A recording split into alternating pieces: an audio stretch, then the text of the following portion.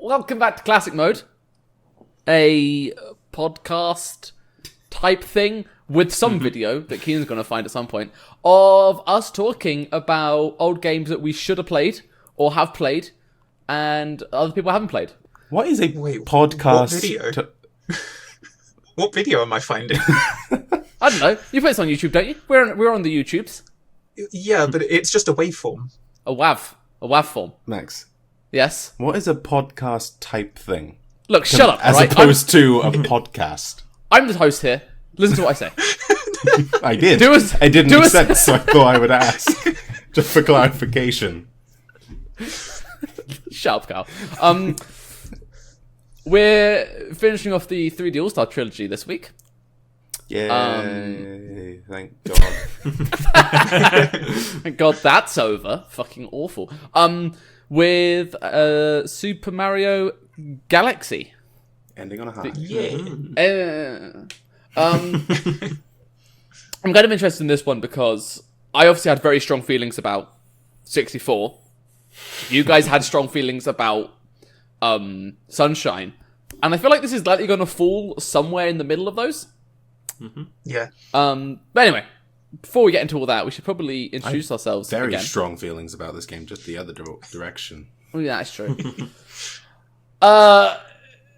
So, with me, firstly, we have Keenan. Say hi, Keenan. Hello. Tell us an interesting fact about yourself. Alright, awesome. Then we have Nico. To be fair, I couldn't answer that question about Keenan. Oh, A fucking rude. burn. I mean, it's true, though. Yeah, next, then we have Nico. Hi, Nico. Hello. Hi. And then Kyle. Hi, Kyle. Alright, great. Good introduction, everyone. So, yeah, the game we played, as previously mentioned, was Super Mario Galaxy. I'm just kind of curious, because obviously I'm not too keyed up on the Mario lore, as I'm sure you nerds are. Mario lore. Oh, yeah. It's deep shit. So, I say lore, just the audio, it was Galaxy the third 3D Mario they ever released. Yep. So it literally did go 64 Sunshine, like in the collection. Yeah. Okay, cool. I wasn't sure if they had missed some. So that's actually pretty good then. Yeah, Super Mario Galaxy. When was it released? 2007? 7. Yeah. Was it 7? It was 7. 8? Around Yeah. Oh, my bad. So quite a big jump in time from when Sunshine was, right? Sunshine was 2002, yeah. Yeah, it's like 5 years, which is a long time. All the time they spent rectifying their mistakes and atoning for their sins. Like, they had to do 100 Hail Marys. It's actually less years between Sunshine and Galaxy than there were between 64 and Sunshine. Yeah, you are right, because True. it was Like 6 or 7 years. Yeah. it was been 6, yeah. So why don't we first... Well, I think we all played it on the Switch, didn't we? We all played the All-Stars version. Yeah. Yeah. So, especially compared to level of completion, I literally finished the game like 10 minutes ago. We literally An sat hour here, after our recording an time. hour after Yeah. we decided we would record. We all sat I- and listened to Max play the last few levels of the game. But not to mention the fact that we're recording 2 weeks after we were supposed to record initially. Or again, because of Max. Yeah, I'm sorry. Look, I have a reasonable explanation for it, honestly. We'll get into that in a minute. Yeah, so I didn't 100% it. I basically did what I needed to finish the game. And it's fair, I do that on every game I play, even if I really like it, so I don't feel like that's necessarily indicative of anything. And this is your first time playing it. Yes, I've never played it before. Like, unlike 64, that I had at least played a little bit before, even if it was a while ago, I had never touched Mario Galaxy or ever even seen any gameplay of it. So, Carl, you probably have the kind of the opposite end of the spectrum to me in terms of how much you played it before or whatever, right? Actually, this time only just beat the story. Okay, so similar to what I did. So yeah, so far at least, I'm gonna go back to it. It was honestly just because like I was speeding through it quite quickly, and I wanted to not. I wanted to save it for a little bit, so I haven't played it in a while. But yeah, I mean, I can still talk like about the rest of the game. I must have beaten that game like at least like 100%ed it 5+ times in my life. Yeah, I have a history with this game. I remember very distinctly my mother used to go to the library once a week to get herself a book, and there'd be a game section there, so she'd get a game. I think she'd just get whatever was like popular. And she came back one day with Mario Galaxy. I don't think I even knew what Mario was at the time, I'm going to be honest. I grew up on PlayStation. And so I saw because I remember looking at the cover and being like, this looks weird. I don't think I recognized Mario. I was like, well, I guess I'll play it. Got it for a week. And then like a week later, I remember specifically getting up super early in the morning because it had to go back that same day. So I had to get up super early when everyone else was still asleep, sneak downstairs and finish the game. And I remember in that moment beating the game, and as the credits are rolling, like having that thought of like, I love this game. Like in a way, I never loved a game before that. Or indeed another person. Like it, yeah. Needless to say, like Mario Galaxy, I think a lot of people have that game in their life that like transforms their perception of games from like a fun hobby into like a passion, like something they will do for the rest of their lives, right? And for me, that I think that was Galaxy. That I don't know what you mean. I'm a robot and only recognize gameplay mechanics. Yeah, I played this game many times, though I actually hadn't played it in a long time, because the last time I played it before this, I remembered thinking, I played this too many times and it's too easy now, so I'm going to leave it. And I actually hadn't played it in like 6 years. And the only reason I played it now is because the remaster came out on Switch. Not gonna lie, the 6 years didn't help. It was still, I still just sped through the fucking game fairly easily. But enjoyed it just as much, not gonna lie. Did you play it kind of every year? Was it like a yearly replay type thing? Or Pretty much. And then when Galaxy 2 came out in like 2010, I would like alternate between the two. Alright, fair. Keenan, if you want to talk about kind of how you completed it, or how much you completed it by, I suppose I'd just say. So, in the past, I've 200%ed it once, and I have beaten it once, and this time I 100%ed it. Mm-hmm. So I've had all the different levels of completion in my playthroughs. Should we say, for context, if you haven't played it, 200%ing means once you beat the game with Mario, you unlock a mode where you can do the whole thing again with Luigi. So it's exactly the same game, except Luigi controls differently. Luigi is slipperier, he jumps higher. I think the general idea of Luigi is he has more mobility, but because he's slipperier, it requires more precision. So he's like a higher skill level version of Mario. Yeah. Makes sense. It's like the hard mode, basically. Is he... Overall, the game is the same. So 200%ing it all in one go is like playing the same game twice in a row. So... That sounds boring. Yeah. Alright, and then Nico, I suppose if you want to quickly go over that as well. Yeah, so I don't really remember much of how I felt when I first played, because the first time I played it was back in 2007 when it came out, and I hadn't really played it since then, since I 200%ed it back then, which I honestly don't remember how long that took me. And I was really young, so I was really not good at, beating games. So I guess it kind of showed how much I liked it, but that was like one of the rare games I actually went and ended up, 200% in it. So, yeah, when I went back to it, so I ended up 200% in it again this time round. Yeah, there wasn't really anything that I was like, oh god, how did I do this again? Like, it kind of all came back to me when I was doing it, so yeah, I didn't really have too much difficulty going through it. There wasn't too many points, but there were a few like awkward moments that I just completely forgot when I was younger. I was like, oh yeah. Yeah. That's the general gist. Alright, cool. So we have a nice spread of various different completion stages, I suppose, and also experience the game in general. Let's get into the topic, shall we? Shall we? First up, given how it's a platformer game, we're going to talk about the controls for a bit. Nico, do you want to start us off on the controls? Ooh.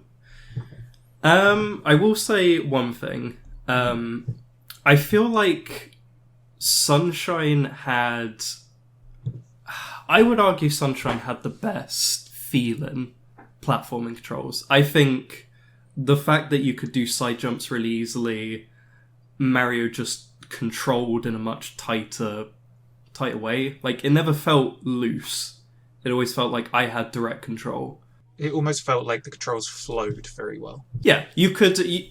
one of the things I loved about the Mario 3D platform games, and yeah, just one of the things I loved about it was it almost felt like a sandbox in a way, like of trying to mix together all these moves to overcome a level.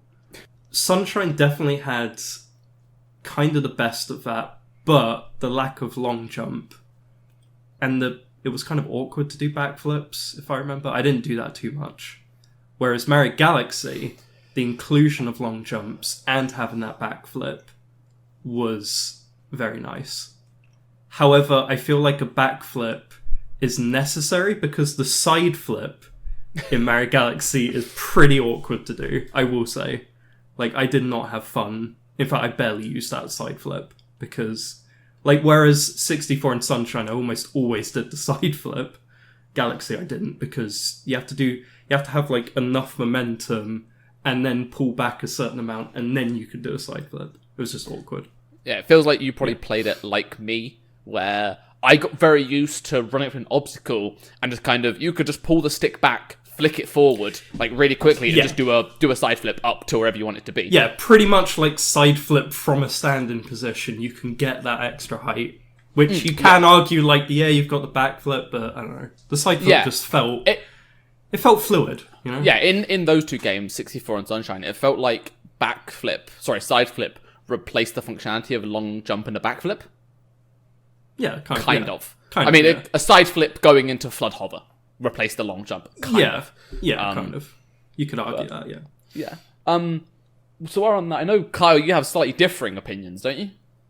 I think I initially, when I was trying it out, I don't know what this was, but like I think when I was initially trying out the controls in just the hub world, I was trying to do a side flip and like couldn't for the life of me get him to do the skid. Like anytime I pushed back in the other direction, he would just do the like turn, like Mario 64 style, and I was like, that's weird. I don't remember that being a thing in this game, but oh well. But then when I found whenever I went into levels, I could do it just fine. I don't know what was it. So I think that's why I said that initially. Okay, I never tried to do a side flip in the hub world. I don't know. Maybe it's because of the way the camera works in the hub world or something. Because I noticed the camera does work in a very specific way in there. Yeah, that seemed weird. That was weird inconsistency that I noticed. Yeah, that's fair. Kin, do you have anything to say about the topics of flips? I don't really have any strong opinions, to be honest. I think the side flip in Galaxy is the same as you'd come to expect in future Mario games. It's very, very clearly based on the 64 style of doing it rather than Sunshine. Which I prefer. It's fine. Yeah, no. It's still. I still found it useful. I think my problems with the side flip don't stem from the side flip itself in Galaxy. It stems from the fact that, actually, like in Odyssey, there's like a warm up to Mario actually running, and so you expect to be going full speed, and then you try and turn around, and he doesn't skid because he's not going fast enough yet.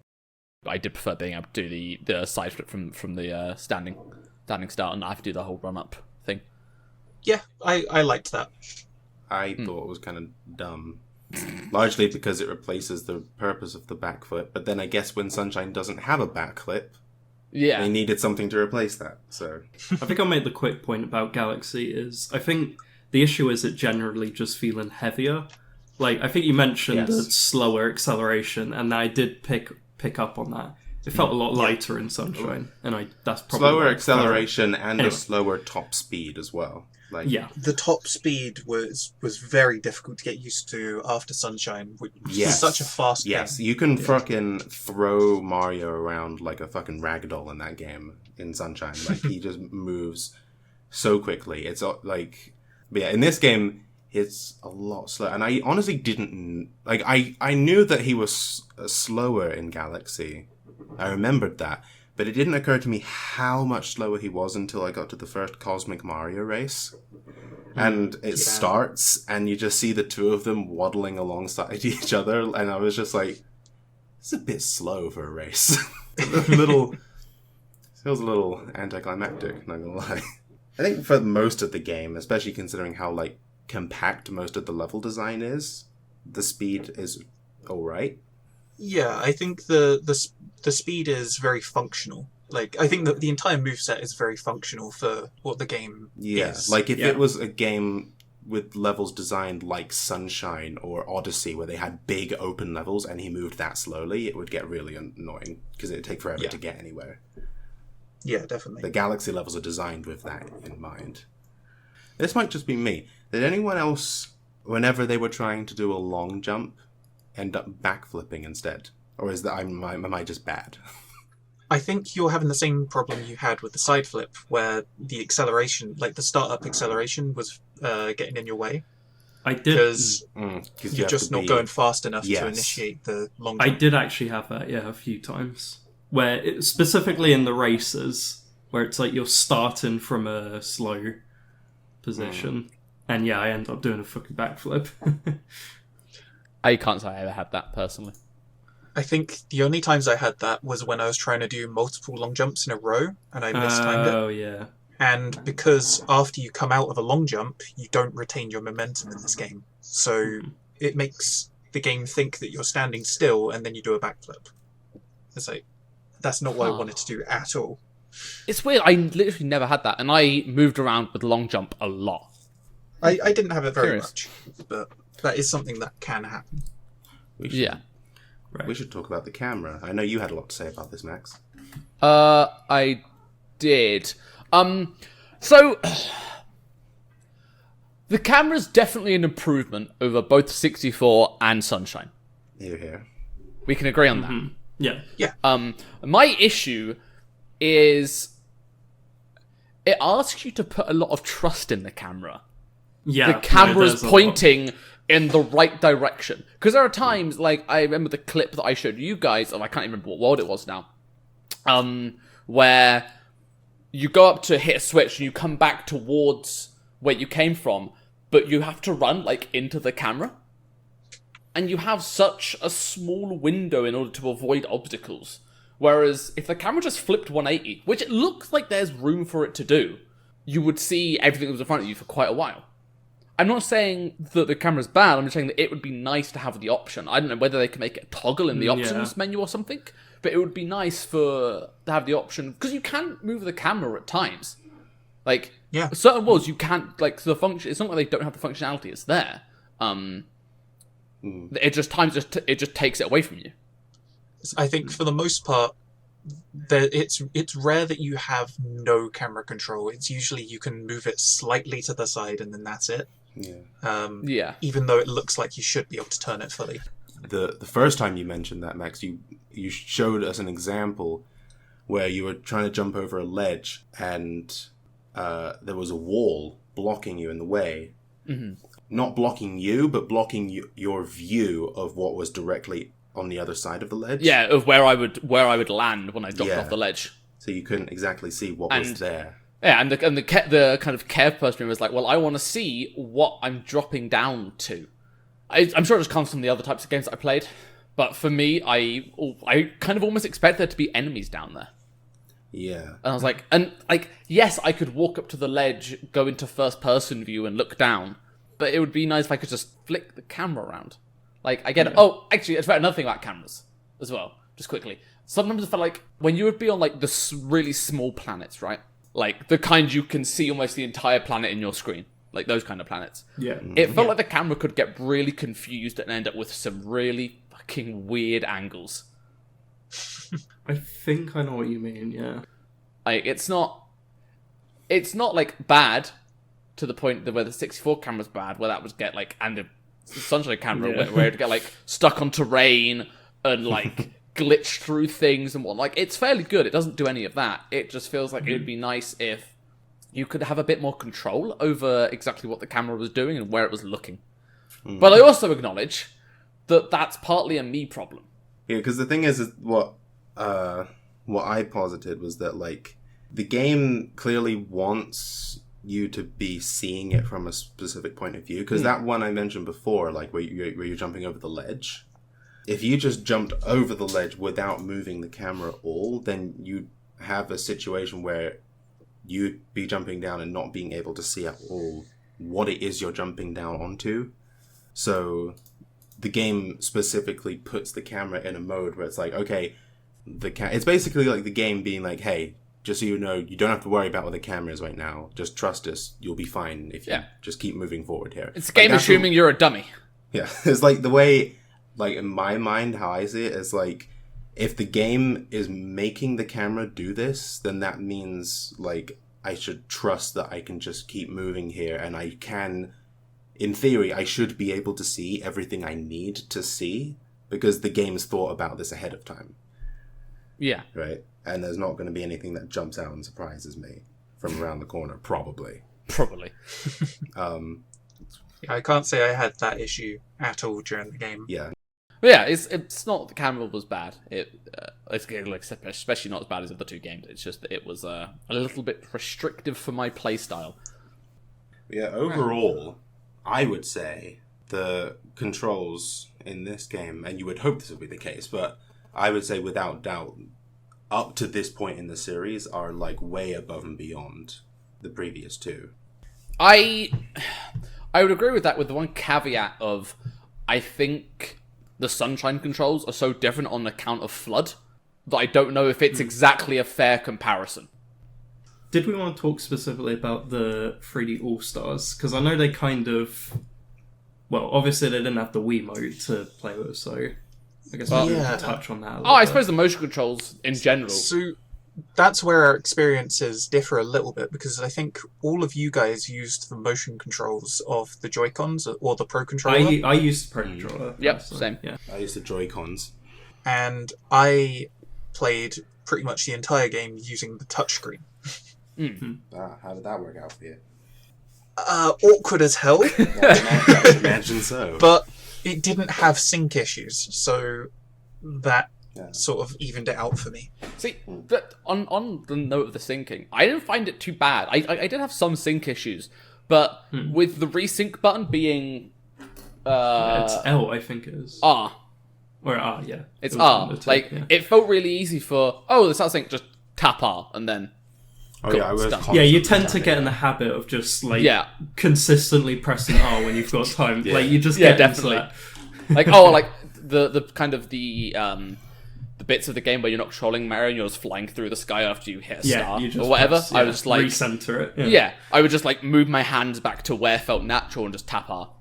Yeah, I mean, I had a very similar experience with the touchscreen, where at the very beginning of the game, I would have to stop and then drag on the screen to collect star bits and then move. And by the end of it, I was sort of doing all of that at once, albeit holding the Switch in a very awkward way. I'll say this about motion controls, specifically with the Joy-Con at least. It made all of the, like, gimmicky levels way easier than they were in the original game. Yeah, I will say, because you had to... the ray surfing and the ball thing you have to run around on, that stuff like that. Yeah. Like, that stuff, I mean, it was using a Wiimote before, which, let's face it, was not particularly accurate. Joy-Cons, obviously, way more accurate than Wiimotes ever were. So that stuff actually ends up being I remember specifically in the original game that stuff was like hell. That stuff was so hard. It wasn't like bad. It was just really fucking difficult, and it was largely because you had to be precise, and because of the limitations of the technology, you couldn't be that precise. So it's nice to see the game with actually good hardware, like pretty much how it should have been. Yeah. Yeah, I was definitely impressed with how solid the motion controls felt on the Pro Controller. Like, maybe it's just the preconception that I and I assume others have with it, but every time I see motion controls, I'm like, it's just gonna be gimmicky and like a little bit tacky and probably not that well done. But it actually worked really well. I was definitely pleasantly surprised with how nice it felt. Especially when you're just kind of, there's a bunch of star bits, and I just kind of like, I mean, it's like with the program, I just kind of shake it around. Because there's just a bunch of them, like, get them all. Because at first I would try and like care for like, there's a circle, I can like make a nice circle with my Pro Controller. And I very quickly stopped that. So like, no, just shake it. When it came to the gimmick levels in handheld, you still needed to use motion, which sucks. So like I would be playing like in the evening or something, and I'd be laying in bed, and then I'd play like, say for example, the ball level, where you have to like run on top of the ball, and I'd have to get up out of bed and sit with the Switch, like the back of the Switch facing the floor, so that I can tilt the Switch, like the entire console, in order to do that level. I don't like, even if my Joy-Cons weren't broke, I probably still would have played it with a Pro Controller. Yeah. Because I couldn't be asked with that shit. Yeah. Luckily, there's not much of that. I don't think I have a Pro Controller, but either way, like... You should invest in one. Good. Either way, I would have wanted to have like the closest thing to the original as possible, so I was always going to use Joy-Cons. Yeah, that's fair. So, I know Keenan mentioned this to me while I was playing initially, and there seemed to be this weird bug, and I don't quite know what it was, where, so you had the ring planets, or the ring areas, where you'd sort of go around, flip to the other side, right? Yes.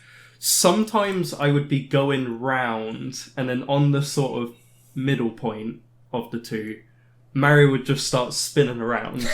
Like, I would be pressing down, and he would just start spinning around. Now, I thought that was just a problem with that, until Keenan mentioned how it was happening just on random, like, flat surface. Yeah. I thought, no, I hadn't had that yet. And then as soon as he mentioned it started happening, where I would just be on this completely flat, grassy area, and all of a sudden Mario would just be spinning around in circles, like when I press down. And there'd be no way to break out. A few times. There would be no way to break out of it unless I let go of the stick and then go again. Which was kind of weird. I definitely had that happen to me a fair few times. Most notably on boss levels, which makes it kind of annoying. Like a little bit annoying. Because like, I don't really want to stop because I'm being chased by a massive boulder, but on the other hand, I'm just spinning in circles, so that's not really helping my predicament either. What do? Yeah, it's odd. Who knows? I swear to God, I never remember that happening ever in the original game. Apparently it did. Like, we did test it. Yeah, I tested it. And immediately, like before I'd even collected 1 star, I had the issue happen. Yeah, it was weird, because like, you guys mentioned that as I was starting to play the game, and I was like, immediately I thought to myself, like, I've never experienced that before. Like, I've played this game so many times, I do not remember that at all. And then immediately afterwards, like in the middle of the tutorial level, like as I started moving, I started spinning in circles. Like, what the fuck going on? And I was convinced like that it has to be a issue with the port, because they like recompiled all of these games. Like it's just this one. Yeah, they would have port-specific glitches, but no, apparently it was in the original game, which blows my mind. Yeah. Also, what did people think of the swimming in that game? I think I have a different opinion to everyone else here, so you will go first. Yeah. I know I have a different opinion to Keenan. Anytime I had to move underwater, I would find a shell, and if I couldn't find a shell, I would just get out of the water. Did you not just spam spins like I did? I mean, I did. So I did that to get to the shell. The underwater controls are actually awful. I hate them so much. Yeah, they're really not good. I think I think the problem I had with swimming is I don't think the swimming itself was that awful. It's just the camera, like, sometimes you would think you're, like, the depth of where you are is fine, and then you end up just keep missing, like, the one coin or the one thing you need to pick up. You're just like, you need to keep going back. And because it's water, you go all slow. And, Yeah. It was really interesting to me that they added the mechanic of spinning to pick up a shell when you're nearby it, because they knew that was an issue. But and not then they for- didn't make yeah. that happen for coins and the star shard things, what are they called? I actually didn't realise the spin to collect the shell, I think, until I was playing Luigi. Like, I managed to miss that completely until I played it the second time round. Oh, I don't man. know why, yeah. Yeah, most times I just found a shell where I could because I really didn't like the swimming. And the shell was really nice because you could... I didn't realise, like, you could, like, press... What was it? The left trigger to brake with the shell. Like, slow down with it. Yeah, yeah. Yeah, I didn't that's know that either. That helps. Yeah, that's the thing you can do, is you can Well, you know. slow it down. It made it, like... It already made... The show was already good, but that just made it just insanely better. Yeah. Because now it felt like you had full control over it. It's great. Just quickly on the topic of swimming, flying. But that has nothing to do with swimming. I'd say on the topic of swimming because I actually found something worse than flying, and I think swimming is worse than flying, just right, because swimming comes up far more frequently than flying. Yeah, Like- you're expected to swim a lot. Yeah, you expect like you said, Keaton, I think the flight seems to be restricted to that one level. Yeah.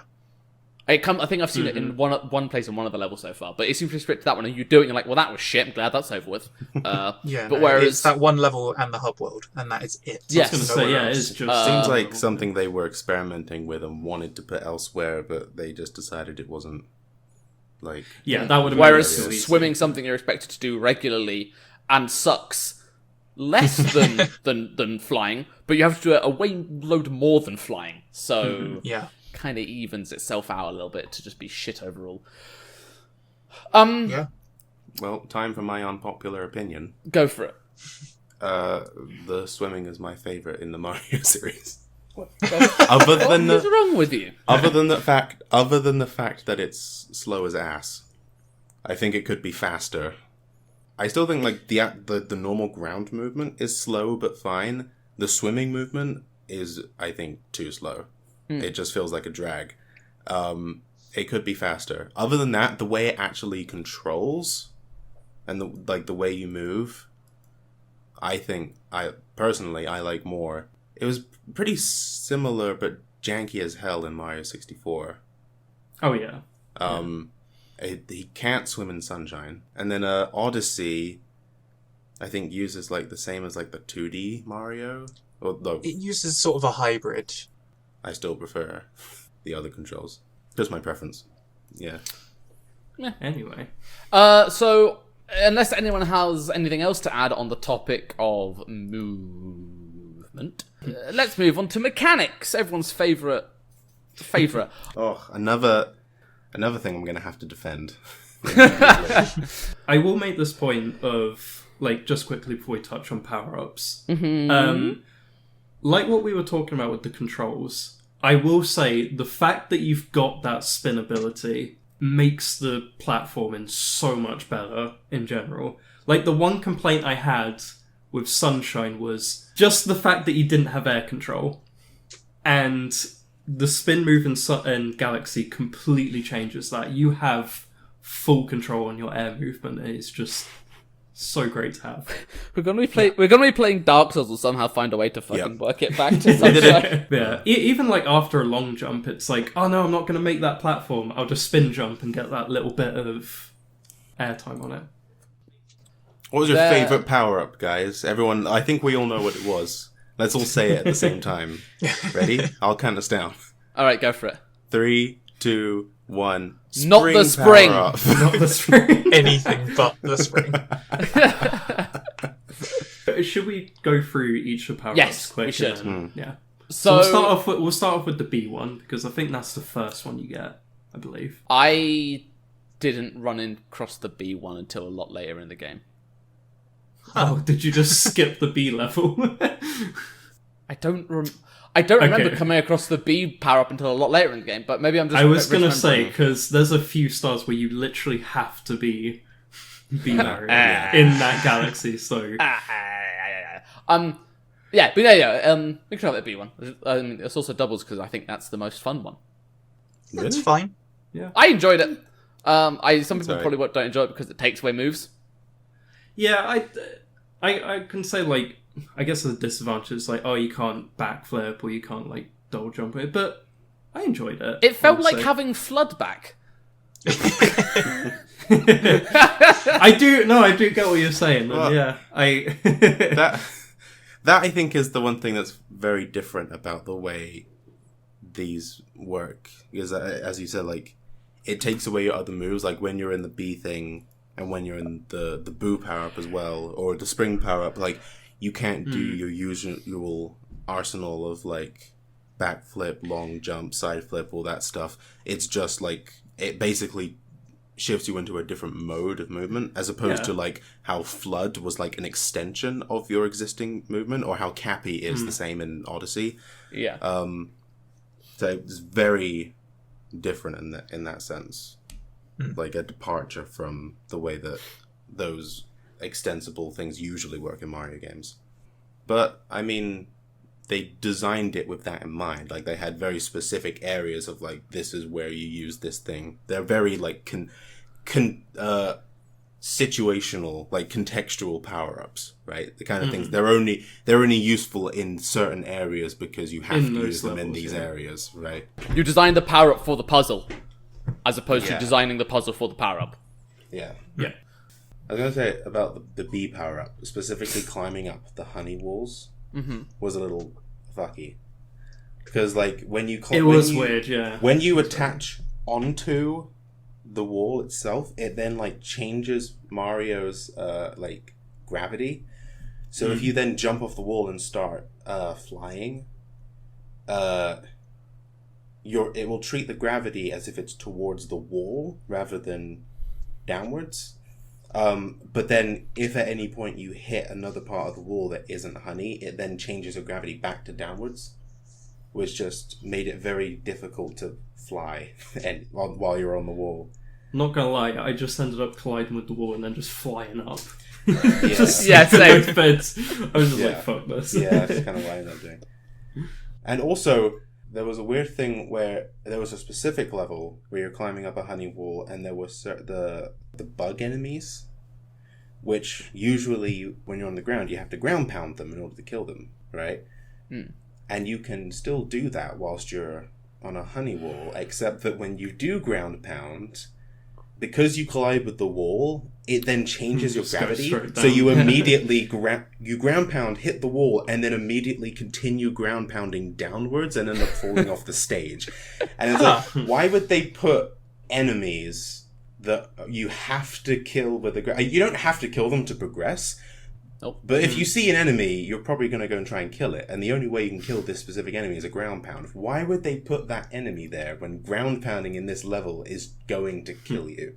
And That's bizarre. that's why I skipped those bits. That was the Flew one. up. I was like, yeah, I just laser focused on getting to the top. That was the Same. one design thing I noticed in the whole game that I was like, that just makes no sense. Yeah. There's a few other things.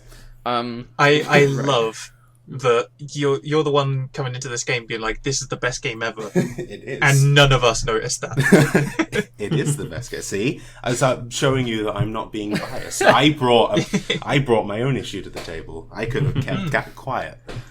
I'm trying to think what other ones there were other than the spring. I want to say that to last.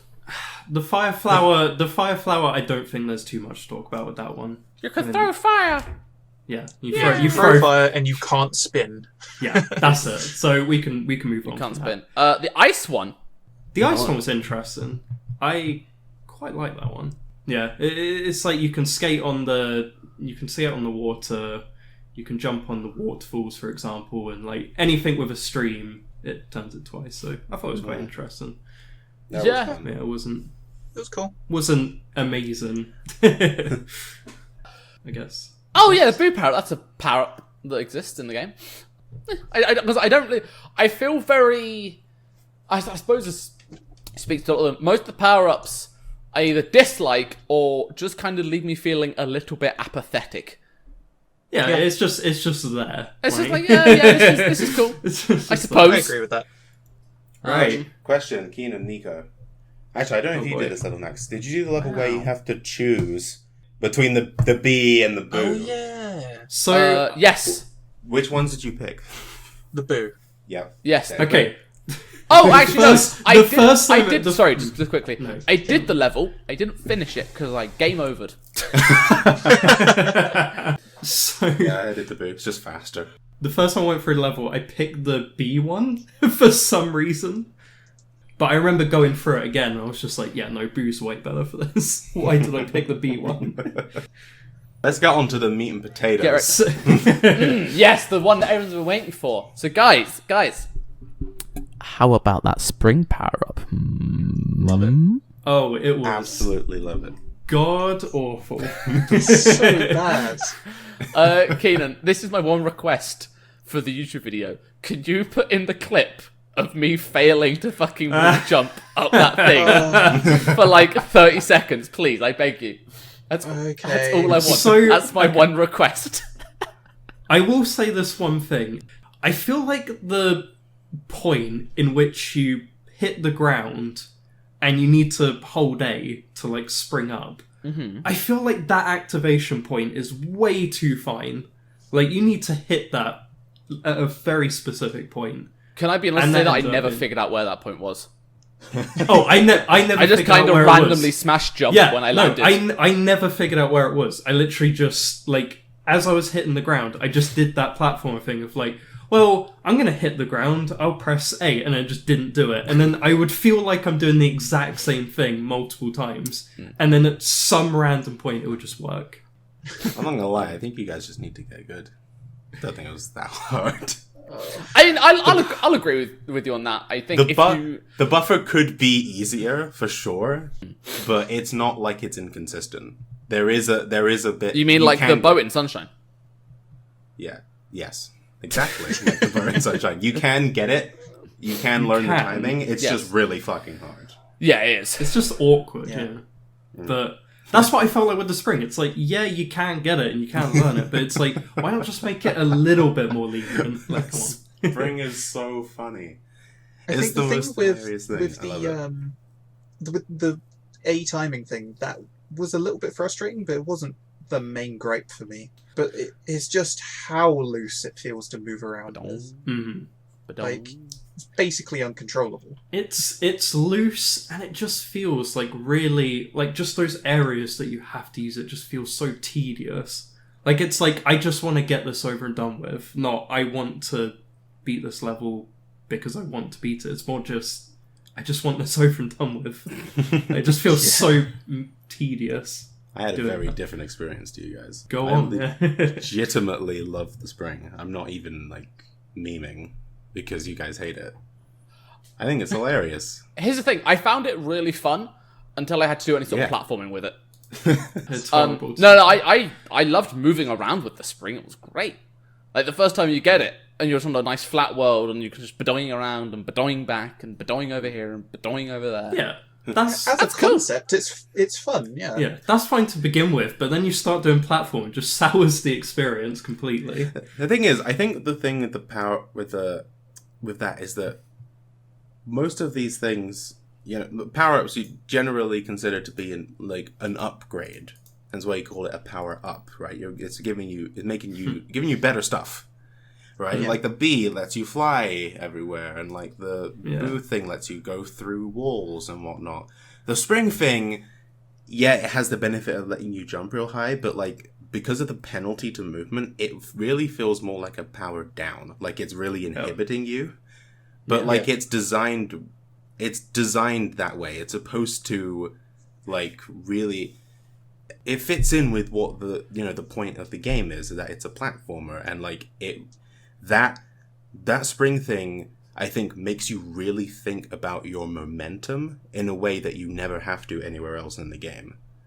Like you really have to take your momentum into consideration so much more when you're using the spring, which is I think is really fun, and I think it's hilarious when you just have situations like when you're just trying to move along platforms that shouldn't be anywhere near as difficult as it is, but because like the limitations to the movement makes it weirdly challenging, even though it shouldn't be, and that's fun to me.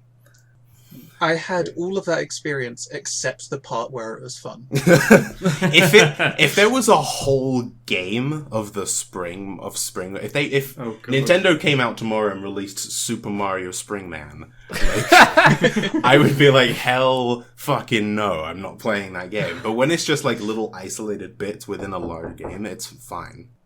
Yeah. I suppose just to kind of piggyback off that, I do kind of agree with a lot of what he said, except that it was annoying because I feel like I would bounce up to an edge and I couldn't reliably feel like I was going to spring off it. Like there were a few times on platforming where I would do what Kyle said, where you kind of, think about like how many kind of weird small bounces you need and then you can go for the big one to get over the gap. But I never felt like I could reliably hit that big jump when I needed to. So I'm reading this little document that we have set up.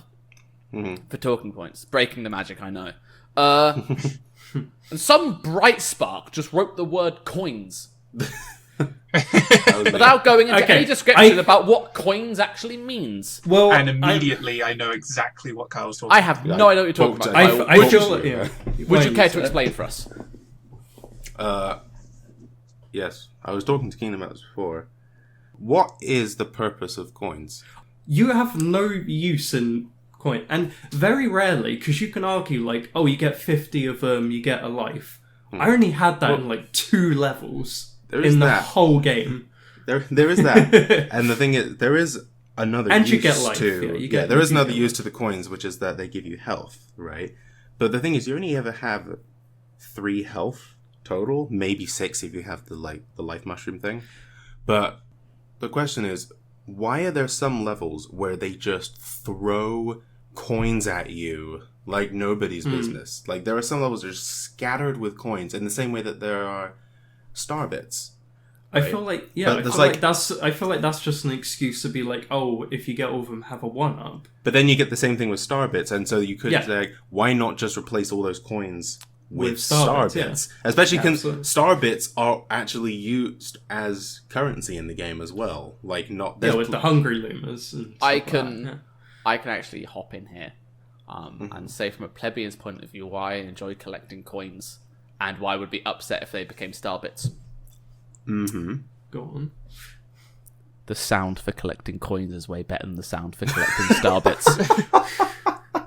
I mean, agreed. I'm just saying. Agreed. No, I'm just saying. Absolutely. And it feels good.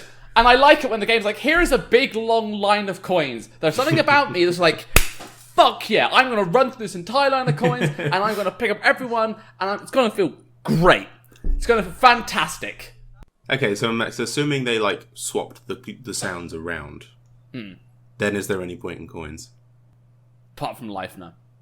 Yeah, that's the thing. But I would also raise the other point of there's no point to not have coins. I mean, I guess. Well, okay, I agree. But then the game gives you coins as rewards for things. Like you'll get you'll press a switch and say 50 coins will show up in a circle that you have to collect. What's the point in that when you're only using them for life? People who want 100% the game or for life. They don't count towards 100%. Oh, do you not? Oh no. I assumed it was like Sunshine. No, other Marios have the 100 coin stars. They don't have. That's not in this game. The only thing that I think was something Keenan pointed out to me was that in the list of like all those power stars that you've collected, there's a section in there that shows you like the high score, like the total, like the top number of coins that you've collected in each level, which is like the only thing that I can think of as to why there's coins in the first place is literally just like a high score thing, which is weird. It would be a weird reason to have coins in the game. Well, I mean, it's like old arcade games having score for killing enemies. It's like it doesn't do anything. It doesn't do anything to the game, but it's more just there. Yeah, it's like look. I'm not saying coins being there are a problem. It's just an odd choice. Like the star bits has multiple. Like firstly, again, they're currency, which is weird that the coins aren't currency, but the star bits are currency. Well, yeah, Lunas don't need coins. True. And then also you can use the star bits to like hit shit, like knock a motherfucker out, and then you can kick him. I never did that. You know what? Neither did I. never When did, when I used to play, when I played as a kid, I was always like, "Oh, I can't use these to hit that guy. I'm gonna need these for the hungry Lumas. They're hungry. I gotta feed them." So I would always save them up. Yeah, The thing exactly. is, even back then, I kind of knew that as long as you're like consistently collecting star bits, like actively making an effort to get them, you usually get more than enough. But even still, I would always save them. But going into it this time, because I knew that ahead of time, I was like, you know what? I'm going to finally start using star bits more in like combat and see how that works for me. And I ended up finding a lot of like interactions with star bits and enemies that I didn't know before. Well, one thing I don't know if you know, Max, Yes. Galaxy actually was the first 3D Mario that had a co-op mode, and the second player used my god. I forgot used about the that. cursor only, and you could like freeze enemies and stuff. Oh, that sounds very cool. So I think that's why a lot of this functionality is in the game, because obviously the second person is only using the cursor, so they can help in certain ways. Yeah, that makes sense. And I was like having to move the controller that I'm holding and trying to play the game with while playing the game. It's kind of a little bit difficult at times. I use that motion sparingly. And Yeah, I feel like if you had, the nunchuck and the Joy-Con and use the nunchuck for movement, you could hold still and then you could aim with the Joy-Con. That would make it better. I might use, or at least I might use it more in that case. I suppose would be a better way to word it. Moving swiftly onwards to game design. I feel like the main one to address here is the levels and the distribution of difficulty across those levels. Now, I kind of want to start with this one. Mm-hmm. I was having a really bad time with the game up until like the last 30% of the levels. And all of a sudden, it felt like the game just skyrocketed and became really interesting. I felt the first 3 or 4 observatories, maybe 3, I'll be going to say 3, observatories were really quite bland and boring. Save for 1 or 2, I want to call them more gimmicky levels, because they kind of were. But as soon as you started getting into, like, especially the last 2, right, like the engineering room and the room at the top of the ship, which I completely forget what the name of it is now. The garden. Garden, yeah. Like The engine room's where it starts getting actually kind of hard. Like those 2, hard as well as interesting, I would say. Hard and interesting. Yeah, like those 2 observatories and all the galaxies in them were probably some of the most fun I had in the game. And honestly, if I wasn't playing it for this, I would have stopped playing I did stop playing the game, as we know, a long time ago, because the first 3 observatories are just kind of boring. There's not really much done with gravity in them. Like, you could run around planets, which is kind of cool. But other than that, it just feels kind of tame and a little bit uninteresting. Yeah, definitely when you put them in comparison. Like, I didn't have a problem because I guess I have more of a tolerance to just blandish levels. I kind of just go through it and I just go, yeah, it was alright. Yeah. But yeah, no, definitely when you put the 2 in comparison, it's like, yeah, definitely when you get to the engine point, it's way better than, that's when it really starts getting good. Yeah, I mean, like levels like, the Dreadnought, and even things like the Ring of Water. Yeah, that's an interesting concept, yeah. Yeah, well, that's a long level and maybe not, from a technical point of view, very good. It's still interesting. I don't load into it. It has a variation. Yes, I still don't look into it. I don't load into it thinking, oh great, another level with some circular planets. Cool, I suppose, which is how I felt for like the first 70% of the game, I would say. Yeah, they had a huge focus on just standard planetoids. Yeah, which I feel personally is really dull. It's hard to disagree. Yeah, but they absolutely nailed the last kind of, like I said, like 30% ish of the world, like nailed it. The lava one that's like all falling apart, I loved that, even though I died there a few times. Yeah, I mean, I pretty much agree. I find when I'm playing through Galaxy, I really enjoy the levels, like the early ones and the late ones. But then I'll look back on it when I've finished it, and I won't really remember much of individual levels until towards the end of the game. They all sort of blend together.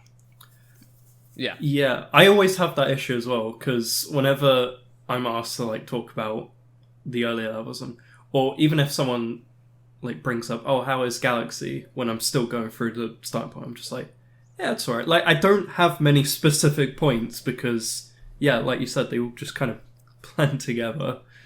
But then when you start getting to later levels, you're like, oh, this fight was awesome, a lava level, and it's all good. It's like, yeah. Just, also, like, even like the Luigi's Mansion level. Like, yeah. Stuff like that. Like, it feels much more unique.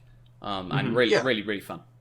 I mean, even Gusty Garden, it's a very planetoid-based one, but they still managed to make it feel unique. Yeah, because you have the whole wind, and you kind of grab onto the whatever the fuck those plants are, and kind of use them to fly between planets. Yeah, no, that bit's cool. Yeah, I agree with you that the game definitely I'd say like playing it again, I definitely can acknowledge that there is an issue of replayability with Mario Galaxy in the earlier stages of it, regarding it being kind of not that difficult. But that is alleviated in the later levels. Like, once you get to the engine room, then it starts to actually be like consistently challenging.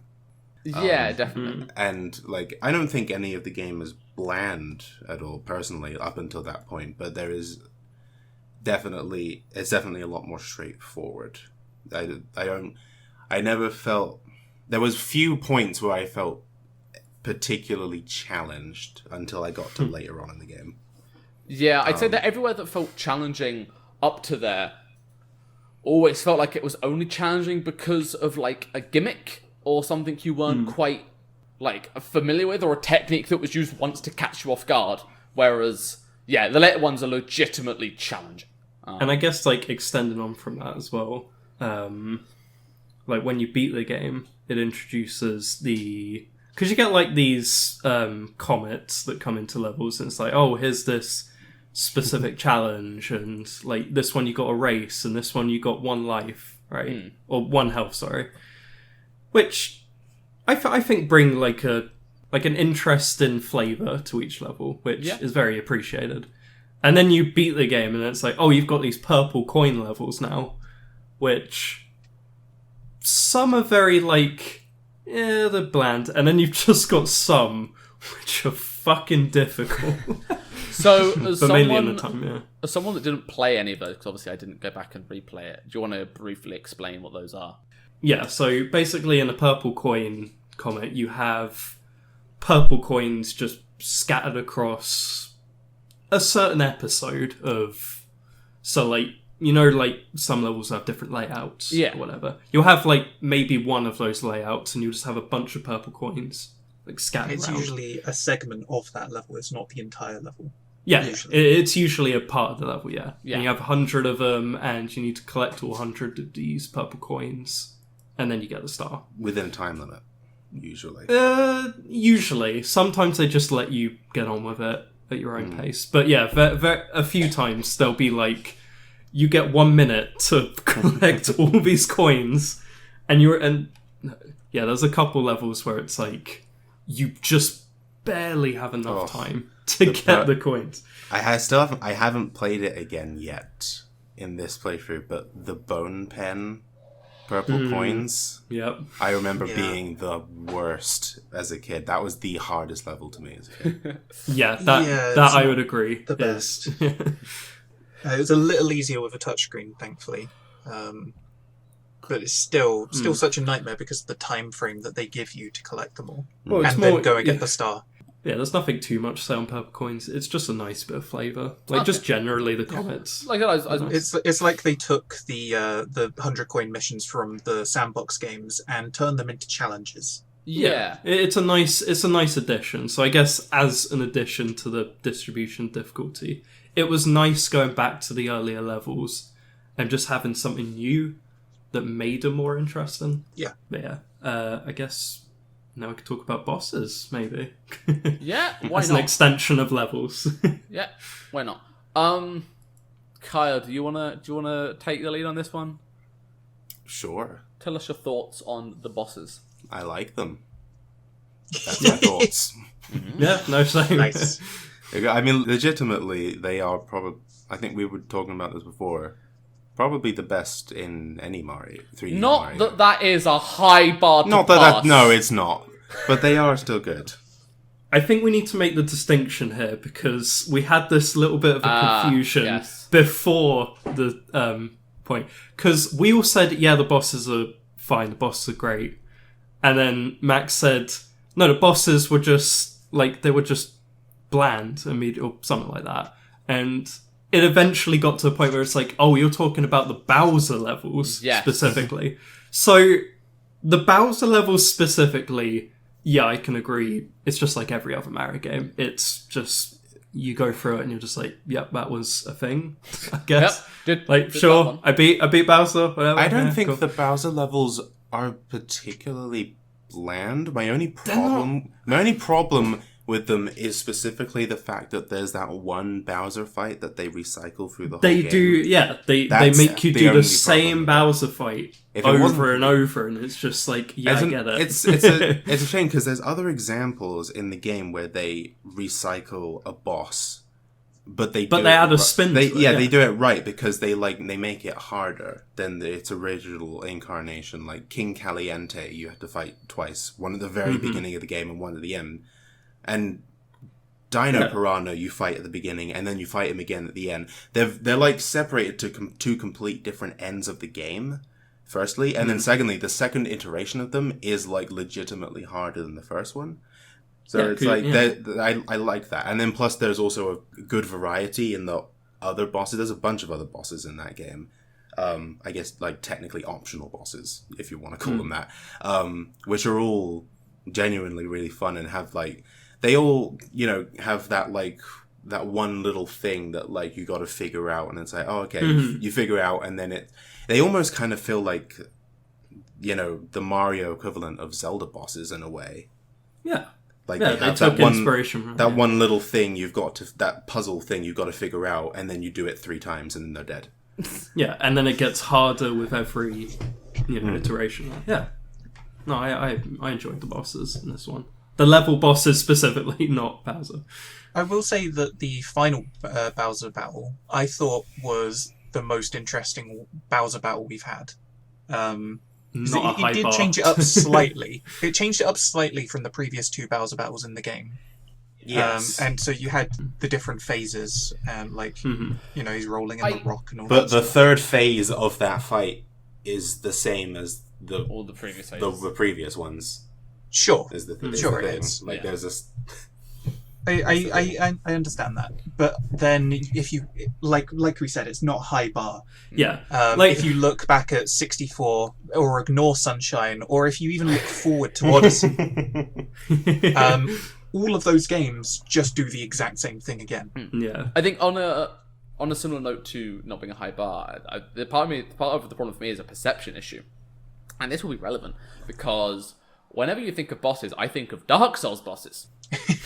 And I know that's not a fair comparison. I know it's not, but it's like naturally where my brain goes to when I think of bosses. So I feel like if someone says there's a boss battle and it's not at least somewhat challenging me mechanically, I feel kind of let down. I feel like they should add in some risky platforming sections to a boss, like with the platform falling away, or having you climb up a mountain descending into lava, or given how it's a platformer, actually put some platforming challenge in the boss battles. Yeah. But yeah, I think the boss battles are fine. I just always expect a little bit more, I think. Yeah, like final boss battle that I did recently, obviously. When I was trying to figure out what to do when Baz was in the rock, I was just running around in circles and just thinking about it and trying to figure out what to do about him. There was no pressure to. No, there was no pressure or urgency or even difficulty really in just running away from him. Like I can't think of any other game where you could just run away from the boss and you'd be fine. Yeah, they're fine. Yeah. I suppose that's kind of it, really.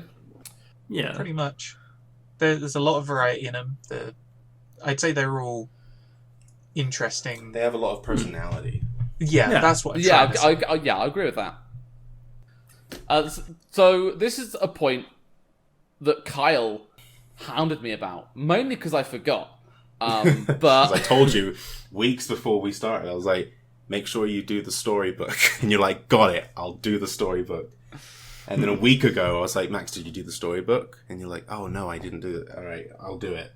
And then 2 days ago, I was like, Max, did you do the storybook? And you're like, fuck, okay, I'll do it. Right, I'm doing it right now.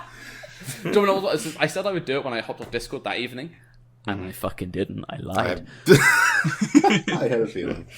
I literally did it last night. Did you finish it?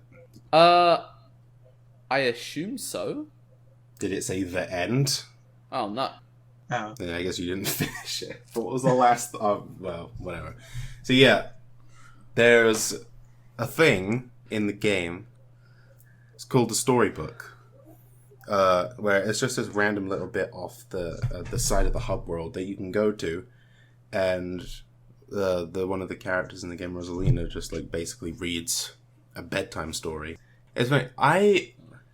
I'm like personally the kind of person that I love when games throw in stuff like the storybook, by which I mean stuff that does not need to be there at all. It doesn't add any context to the story of the game. It doesn't add anything mechanically. It doesn't teach you anything. It's literally there just to be there. Like, they put so much effort into putting this little story in, and it could have not been there. This game still would have been the mega hit that it was, right? But they put it in there just because it was great. It was just a great little thing to put in, and it was fun. And I love that kind of shit in games now. And I think this may have been one of those like early things that made me like that. One of those things that influenced me because, and my God, I forgot. Like, I remembered it was sad. But honestly, I forgot why it was sad. I just remembered there was something about this fucking storybook that was depressing as fuck. Yeah. And when I played it again and got to that point, I actually couldn't I actually had that moment of realization of, oh yeah, fuck, I can't believe this isn't a Mario game. This is bonkers. Yeah. It really has nothing to do with the game. It's just a really nice thing to have in there. And honestly, one of my favorite parts of the game. We were joking at the very beginning about how Mario games have no lore, and yet this is the one Mario game that actually has lore, and that's the storybook. Yeah. Meanwhile, I walked past that same room 5 or 6 times, and I was like, I even thought to myself, it's gonna be pointless lore shit, isn't it? Yeah. It totally is, yeah. I knew you weren't going to like it. I just wanted you to at least see it so you know what we were talking about, because I knew it was going to come up. Yeah. So I'm assuming you didn't finish the storybook then. No. Oh, you'd know. Okay. I assume you needed more than 60 stars to finish the storybook. I think so, yeah. Oh, I think you do. Having beat the game, are you going to go back to it? Absolutely not. Okay. Well, yeah. It's a real, really genuinely really nice story, honestly. Just and it starts off legitimately so oh, it's a nice little bedtime story, and then it goes places that you weren't expecting a Mario game to take you. There was a weird point when I assume it was Rosalina in the story. It was I wanna slurp up all your star bits. And I was like, excuse me. Of course, that's what you took away from That's it. inappropriate. Well, that's the takeaway from the story. There you go. Oh, it's completely different context. The music in the story, specifically in the story, but this happened in other places, kind of reminded me of. Oh, fuck! They made it To the Moon. Did anyone here play To the Moon? No. Nope. Oh, I did. Yeah. It was I believe it was an RPG Maker, and it was a basically entirely. It was essentially a visual novel you could walk around in. Yeah. It was like completely story based. That game, I fucking cried at that game. Like legit, straight up. No shame in being it. I cried at that game. 'Cause that game is awful, but amazing too. And the music from the storybook very much so reminded me of the music from To the Moon. Yeah, I really enjoyed the music. It was very... Oh, that music makes me want to cry every time I hear it. I don't know what to think about it, but just every time I hear it, it just brings me back. Like, it really does just bring that nostalgia back. And it's just really pleasant as well. Legit, I know Max was kind of memeing about it earlier when, again, Max literally finished the game like 10 minutes before we started, so we were all listening to him watch the final, beat it and watch the final cutscenes. I know he was memeing all the way through it, but legitimately, when I played it again, and finished it like a week ago, I was not expecting to get choked up at the bit where the lemurs all jump in the black hole, but I weirdly did. I was like, I wasn't expecting this to come up. Meanwhile, we just made a suicide pact joke. Yeah. Yeah, it was definitely a different emotion this time than listening to Max play it.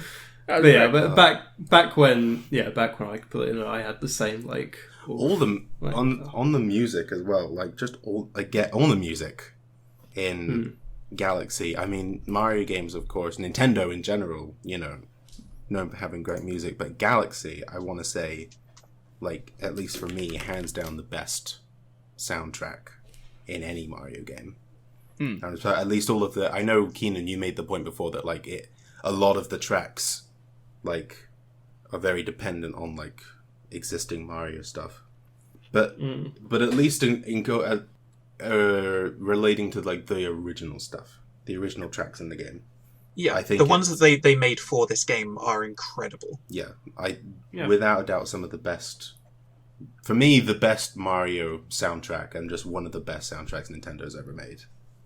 Absolutely one of the best things about this game for sure. I feel like that kind of wraps a lot of it up. I think we're done. Yeah. Aside from going into ridiculous detail on everything, which we don't have the time for. Really quickly, let's go through everyone and just get a quick kind of consensus on how you feel about the game as a whole, and maybe try and put a price on it about how much you would pay for it now. So why don't we start with Kyle?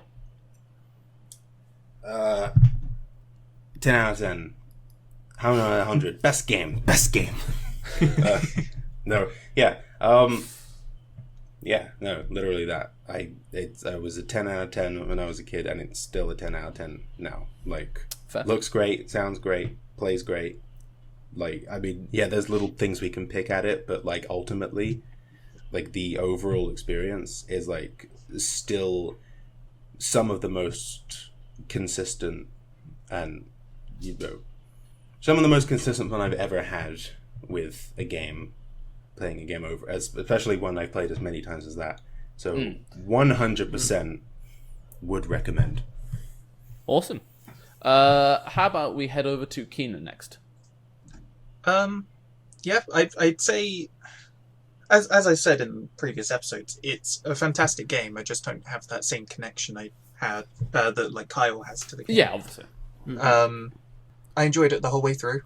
I'd play it again. I probably will play it again, especially now that I own it on Switch. If I had to put a price on it personally, I'd probably go for how much it sold for in the first place, which was 40 quid. Okay. Like, that's like, obviously, it would be nice if it was cheaper, but £70. Oof. £85. Don't want to. I will not go lower than £125 as my final offer. I think it's a very full experience. You wouldn't be going wrong if you were looking for a platformer if you bought this game. Yeah. Well, for the same price, you could probably buy Odyssey. Nico, Yes. hit us up. So, like what I was saying in the previous episode, of that little linear line of quality, and I said, like, Sunshine didn't quite go up in quality as much as I hoped it would. Yeah. But this is what I expected when I said, like, that line of quality. It's like, it really does feel like they took the criticisms, they took the issues, and they just polished up this game to just create this full experience that I feel like just works together. It feels like a full experience. Yeah, I get what you're saying. And I 100% recommend it. If Odyssey wasn't a thing, then I would have just been like, just get this game. Like, this game is a solid, great 3D platformer, but yeah, with Odyssey out, it's like... It's a hard sell when Odyssey's a thing. It's hard to, but yeah, I would absolutely recommend this game. Yeah. And it's just such a nice conclusion to the 3D All-Stars collection. As for price, I mean, if it released today, then I wouldn't complain too much if it was full price, like the usual full price of today. But obviously back then, it was a lot nicer. Yeah. So yeah, just full price. Okay. Yeah, I'm happy. I'd actually like to add that since we're bringing up the thing of Odyssey, right? And whilst I acknowledge Odyssey is objectively a better game overall, I would posit that if you were looking for a more linear, more just kind of like, game that kind of like guides you on an adventure sort of thing, I would prioritize Galaxy over Odyssey. Whereas if you want the kind of thing that kind of just puts you in a sandbox and lets you make up your own path, Odyssey is your game. Yeah, no, I'd agree with that. Yeah. Okay. I suppose it just leaves me. It does. Yeah. I'm probably going to take a slightly bit more of a negative slant to you guys. How dare you? I feel the game... For me, it has this kind of... If you had enjoyment over time as a graph, it would be fairly high at the beginning. And then, like, it would kind of dip towards the middle. And then as you got towards the end, it would spike up again. And that is largely down to the levels. I feel like when it first gets introduced, the planetoid levels and the whole gravity mechanic is kind of cool, and you're getting used to all the motion control stuff, and you're firing star bits at the enemies and whatnot, and you're playing around with all that, and then you get to like the second or third observatory, and you're like, is this it? Is it gonna? And that's kind of the trap that I fell into. Of is this really it? Is there not going to be anything more than this? Is this as far as we're pushing the boat out in terms of interesting levels? Not that the original levels weren't interesting, because like I said, at the beginning I enjoyed them, it's just they felt kind of samey. And then as soon as you unlock the engine room, to me it becomes really quite fun. The variety of levels, the difficulty of the levels, all feels like it hits notes where every single level you go into feels different and unique and fun as well. I'd recommend it. I'd recommend it with that caveat. And as such, probably I would buy it like if we're going with full price, with whatever full price is, probably like 70% of full price, not 70%, like 30% off, I suppose. Yeah. So like wait for a bit of a discount, but I would say it's still a solid enough game to recommend. Wait for a discount. It's Mario Galaxy. We'll never get Yeah. You're only put down the discount bin. You're only getting at a discount if you get it like second hand. Yeah, if Nintendo buying straight from did Nintendo, discounts. that price will never go down. Nope, it won't. I suppose, kind of summing all that up, we finally found a Mario game that we're all on the same-ish wavelength of. Yeah. Varying amplitudes, but roughly singing the same tune. See what I tell you? My Galaxy, great game. I mean, I still think I'd rather play Sunshine, but that's besides the point. That pretty much sums it all up. Yeah. Super Mario Galaxy, a pretty decent game. Yep, we should probably fuck off. We should. Yeah, go fuck off, Carl. Yeah. Get out. Yeah, you get lost, Kyle. I'm going to plug where to find us. Right. That sounds like I'm gonna give my address to the internet. I don't want to do that. We're on like every platform, right? We're still waiting for approval on some of them, so Fuck. we're still not on Apple Podcasts. Oh, of course it's Apple. Yeah. Of How course. are they not approving of this show? This show is the best. Next So, level shit right here. Main ones that you'll find are Spotify, Google Podcasts, and of course YouTube. All classic mode. Classic mode podcast, I think, on some of them. Yeah, if you search find up us. classic mode on Spotify, you get other podcasts that are probably worse than ours. So I would not recommend listening to them. Yeah. Actually, surprisingly, if you type in classic mode podcast, ours actually comes up straight away. Oh, So, interesting. Ah, yeah. Yeah. Corner of the market, boys. so we picked a good name. It's You over. can- you can thank me later. Catch us on classic mode where we somehow slip in Sunshine references to all of our episodes. And Dark Souls, apparently. Yeah, Dark Souls and Sunshine, cornerstones of our gaming experiences, apparently. Oh dear. But we'll catch you next time. See you later. Goodbye. Say bye to the people, Kyle. What people? No one watches this show yet. It's like episode 3. Yeah, the best one. Right, I'm gonna stop recording now.